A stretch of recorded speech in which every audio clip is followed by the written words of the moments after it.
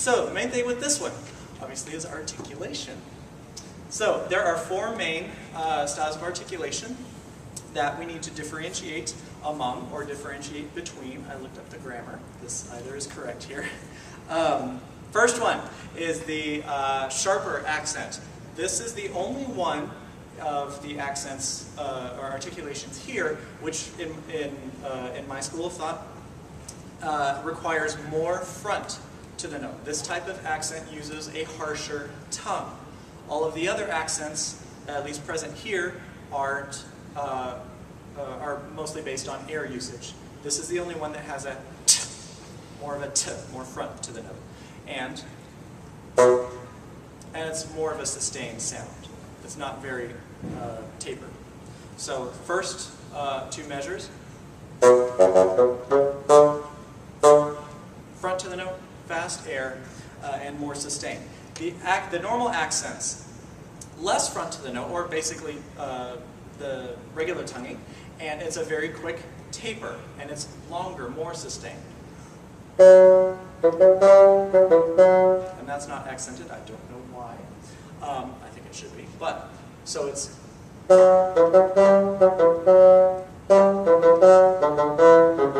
not,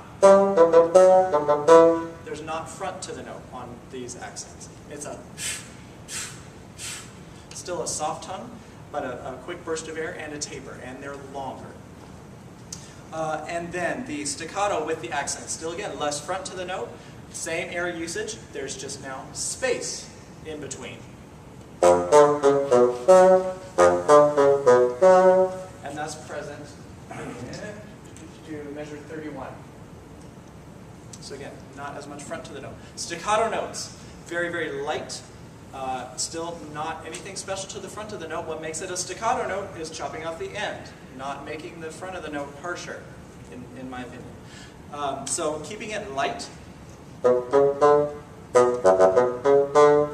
just separated. So differentiating between or among the four different articulation styles is important. Now, for rhythmic accuracy with this one, what I like doing, back off the tempo just a little bit, the tendency with this 8th note to 16th note pattern is for the 16th notes to arrive late and to get compressed. The downbeats are usually fine, but it usually sounds yun, dun, dun, dun, dun, dun, dun, dun, dun, dun, and they rush into the downbeat. So if we're being absolutely true, so bum, bum, bum, bum, ba, da, dee, dun, dun, tick, put the tick on the upbeats instead. So instead of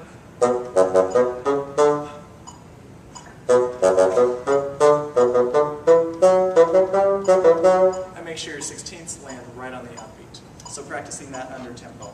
And in 4/4, or if you have running 16ths, I like putting the tick on the 2nd, 3rd, and 4th 16ths just for rhythmic accuracy. And there are some very interesting sequences in this one. So for example, if we look at measures 13, 14, 15, 16, 17, 18, 19, 20, kind of have two measure groupings, and 2, and then we finally arrive. So noticing patterns like that. My other favorite one is where is it up there? 40,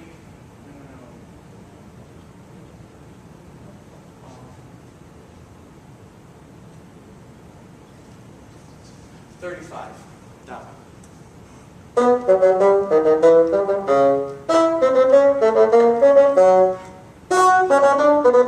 So we have two measures going to this peak, and then we get to go down. So they don't give us a lot to work with in terms of dynamics, so finding all of those interesting patterns, sequences, all of those things to kind of plan out different levels and where you're headed, where you're coming from. One of my undergrad teachers of piano, that's another story, always used to tell me music's always going somewhere and coming away from somewhere. It's never stagnant. So figure out where they are and find the fairly predictable groupings in here. Okay. And is that, I think, any questions over this etude? Yes? When it comes to these faster exudes, is it just the articulation that will separate you from like a mediocre player to one of the better players? I mean, articulation's a big part of it. I also really, I don't necessarily want to hear the point of the etude in your performance. So it's great if the articulation is all accurate, but I don't want it to be the whole point of your, yeah, I don't want it to be the whole point of your performance. What's more important, in my opinion, with etudes like this, they're pieces of music, and they're really fun. So yeah, play it as you would any solo. You know, yes, get the articulation right, but I really like hearing the musical aspects of these more technical things. Yeah. Yeah. So would you rather hear a player play it slow but gets all the notes right, or have it, or more of the other person who plays it kind of on tempo but has more of like the... Me personally? Or like more of the... Well, I think I'm in the minority, but I would much rather hear it under tempo and sound good. I don't think you're in the minority. I do Okay, a lot of judging. well, Yeah. I've judged, is that on? I have judged some things where people felt strongly the other way. But me, and I have my students do this as well. I'm like, I don't want to hear it up to tempo at your first lesson. If I do, I'm going to be really worried, because there's, you know, by the time I assign it and you show up with it, like there's no way it should be up to tempo. Yeah. Like for example, the Mozart concerto. I have all of my students learn it at quarter equals 80 first. The whole first movement. Before we even get to, we work on style, we work on articulation and phrasing and all of the things that make Mozart Mozart before we add the tempo.